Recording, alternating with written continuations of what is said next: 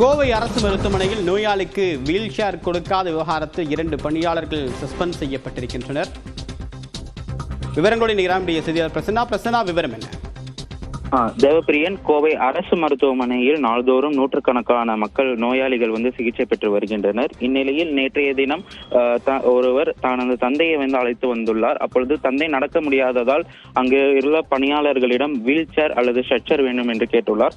அதற்கு அங்கிருந்த ஒப்பந்த பணியாளர்கள் அதற்கு பணம் கேட்டதாக கூறப்படுகிறது. இதனால் ஆத்திரமடைந்த அந்த நபர் அவரது தந்தையை தோளில் சுமந்தபடி ஆட்டோவில் அழைத்து சென்றுள்ளார். இந்த காட்சிகளானது தற்பொழுது வைரலாகி வந்த நிலையில் இது குறித்து அரசு மருத்துவமனை தரப்பில் விசாரணையானது மேற்கொள்ளப்பட்டது.